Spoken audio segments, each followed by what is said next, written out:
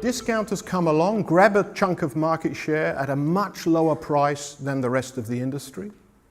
The supermarkets respond largely with private label product, which also means that the whole market is pressurized. There is a certain equilibrium achieved after the discounters have finished with their expansion. And then brands start to become more important again because they can become the differentiator. In volume share, we see own label share of total food has grown from 42% at the end of 2010 to 48.4% at the end of 2014. It's a fabulous time, I think, to be in the food business. I think I was at a presentation last week, and you know, where the trend is your friend. And the majority of companies here today are Irish food companies. And everybody wants to be Irish nowadays. Tayto is the #1 crisps and snacks brand in Ireland today with 28% value share of the market. Digital has had nothing to do with the achievement of that leadership position. However, I am certain that it will play a pivotal role in the retention of that #1 slot in the future. In the morning times, customers and consumers are on their phones and they're maybe on their way to work and they pass by out of home ads. And it is quite linear, but you can see the commonality there is mobile. You know, really people are on their mobiles at all times of the day, and they're also on their mobiles in conjunction with consuming other media. Your product needs to be unique. It needs to have difficult to copy selling points. You can use provenance and history. You need new products. You've got to tell a story. You really can sell a bit of Ireland to the world. But if you don't have a clear story, you don't have a clear reason and a clear brand for why your products should be on the shelf, the only discussion gets down to margin. So there may be signs that the balance has been tipped, and perhaps retailers are starting to go a bit too far with the range and depth of their own label offerings. We're beginning to see some pushback.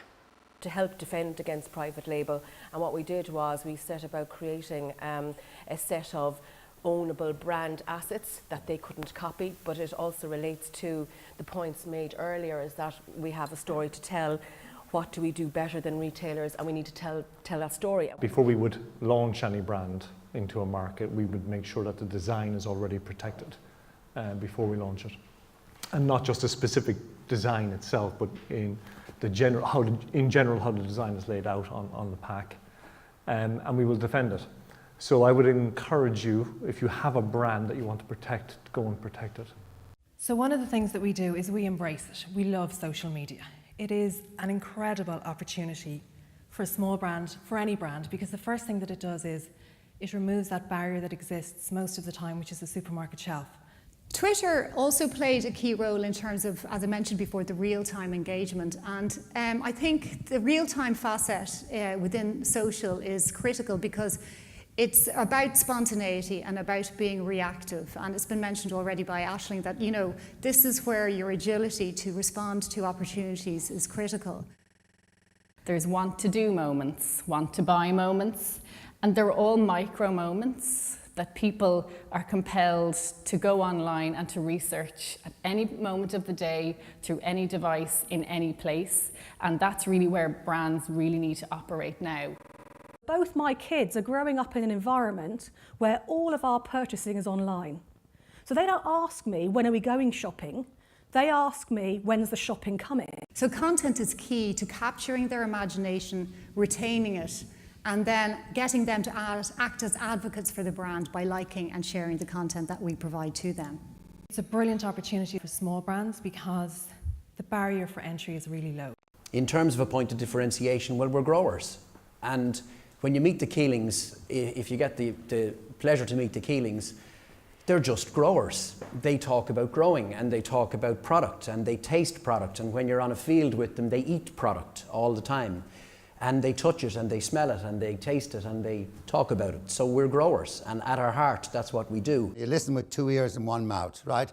There's a reason why you have 2 ears and 1 mouth. You should listen twice as much as you talk.